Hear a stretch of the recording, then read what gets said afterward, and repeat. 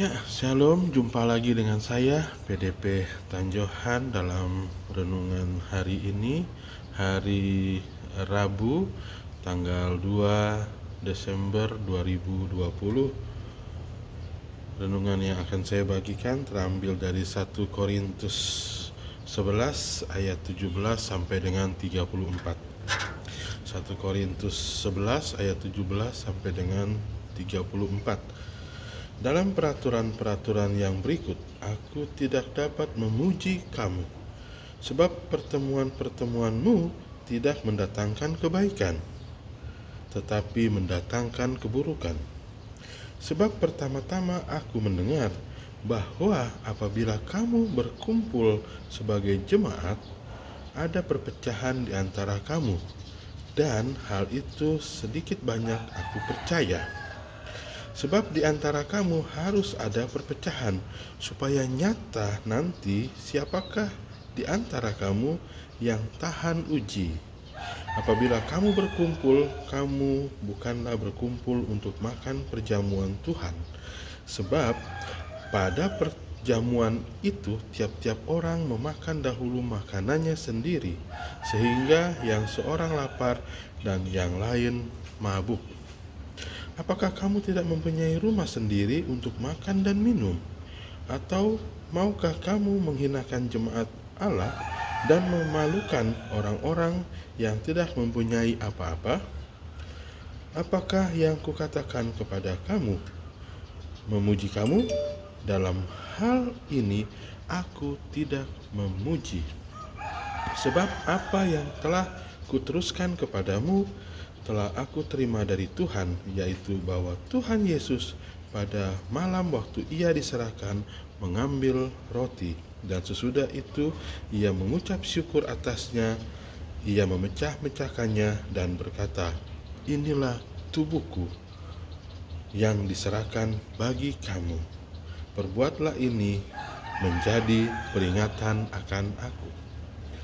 Demikian juga ia mengambil cawan sesudah makan lalu berkata, "Cawan ini adalah perjanjian baru yang dimateraikan oleh darahku. Perbuatlah ini setiap kali kamu meminumnya, menjadi peringatan akan aku. Sebab setiap kali kamu makan roti ini dan minum cawan ini, kamu memberitakan kematian Tuhan sampai ia datang. Jadi, barang siapa dengan cara yang tidak layak makan roti atau minum cawan Tuhan, ia berdosa terhadap tubuh dan darah Tuhan.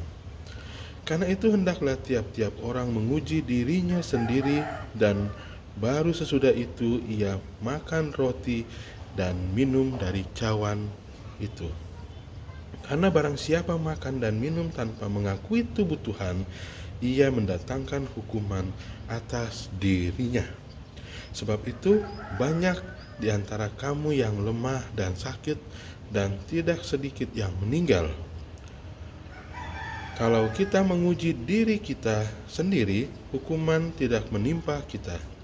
Tetapi kalau kita menerima hukuman dari Tuhan, kita dididik supaya kita tidak akan dihukum bersama-sama dengan dunia.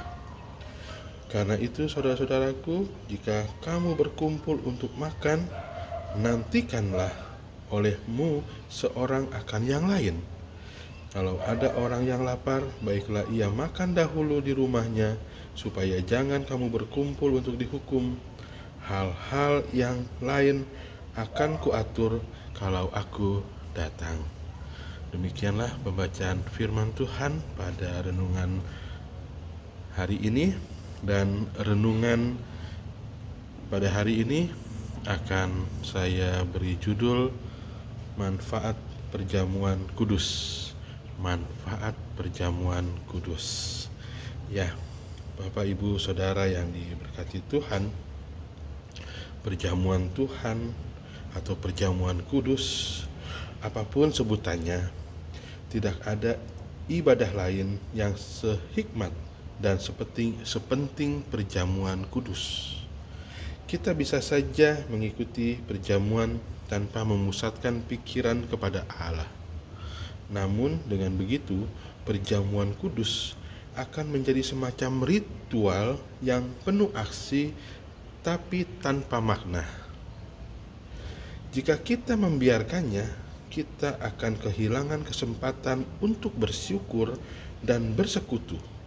Selain itu, kita juga kehilangan berkat yang semestinya kita terima saat kita melakukan introspeksi diri yang sungguh-sungguh terhadap kondisi rohani kita. Ya, dalam 1 Korintus 11 ayat 28 tadi kita diingatkan, karena itu hendaklah tiap-tiap orang menguji dirinya sendiri, dan baru sesudah itu ia makan roti dan minum dari cawan itu. Pada suatu minggu pagi, saya merasa agak jengkel dengan anak saya. Alasan detailnya tidak perlu saya utarakan di sini, tetapi yang jelas karena kesalahan sayalah. Karena saya emosi, maka pagi itu kami tidak merasakan indahnya hidup sebagai keluarga yang harmonis. Sementara saya pergi ke gereja bersama dengan istri saya,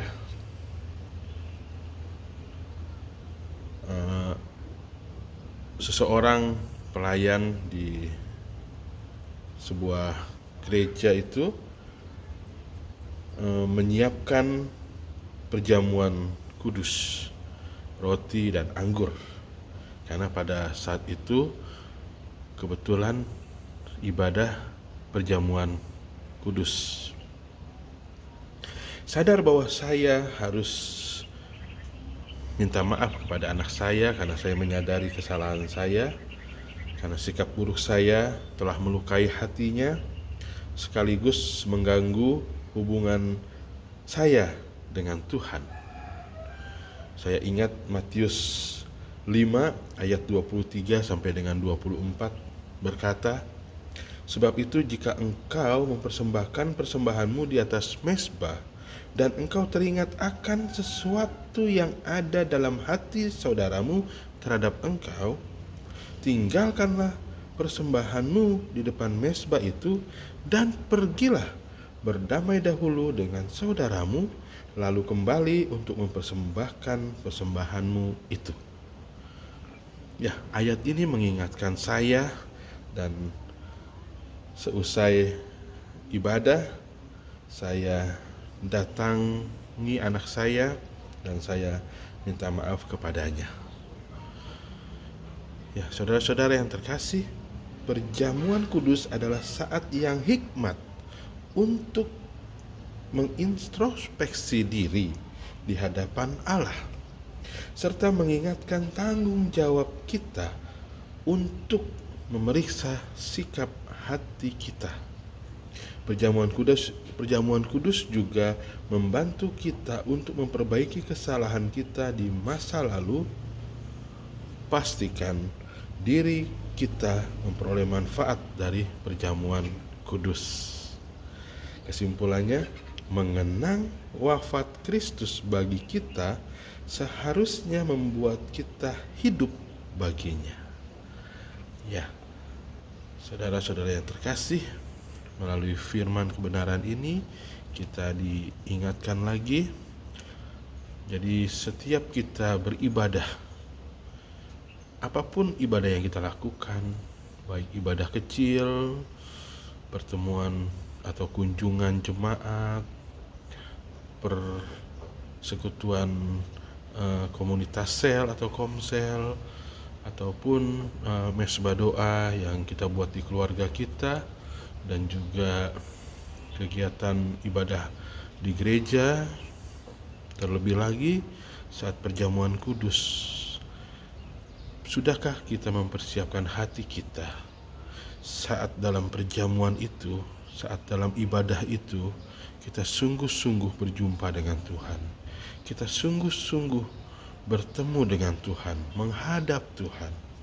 Apakah kita sudah mempersiapkan hati kita, hidup kita yang layak di hadapan Tuhan?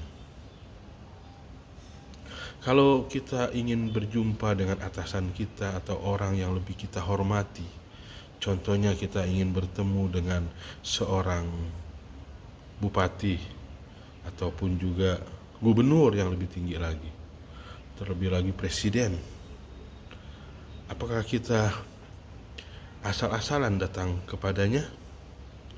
Atau kita dengan sikap emosi, dengan mimik wajah yang menunjukkan sedang ada masalah, kita datang berjumpa dengan mereka, dengan orang-orang yang kita tanda kutip kita hormati, kita hargai karena posisinya juga memang jauh di atas kita. Dan saya pasti yakin bahwa mereka juga tidak akan suka dengan sikap kita. Bahkan mereka akan bisa lebih marah daripada kita, atau mungkin kita diusir dari tempatnya. Apalagi dengan Tuhan. Saat kita berjumpa dengan Tuhan dalam peribadatan kita, apapun itu, sudahkah kita mempersiapkan hati kita? Adakah masih ganjalan di dalam hati kita? Apakah masih ada perselisihan, dendam, emosi, amarah, atau apapun juga yang bisa menghalangi ataupun juga bisa merusak sukacita damai sejahtera kita saat kita berjumpa dengan Tuhan? Tuhan mau kita datang kepadanya dengan hati yang bersih, dengan hati yang sudah tidak ada masalah atau perselisihan dengan sesama atau bahkan dengan diri kita sendiri. Tuhan ingin kita datang kepadanya dalam kekudusan, kesucian, kemurnian hati, agar kita sungguh-sungguh layak. Karena Alkitab mencatat, orang yang kuduslah yang bisa melihat Tuhan. Jadi, saat kita tidak kudus oleh karena berbagai macam persoalan, oleh karena berbagai macam keadaan, situasi, emosi hati kita, jangan berharap kita bisa menerima atau merasakan lawatan Tuhan. Tetapi justru saat kita membersihkan hati kita, mempersiapkan sungguh-sungguh hati kita, kita akan mengalami perjumpaan yang luar biasa. Bahkan urapannya, kuasanya akan kita nikmati dalam kemuliaan Tuhan, dan berkat-berkatnya akan tercurah menyertai hidup kita. Tuhan Yesus memberkati kita semua. Shalom.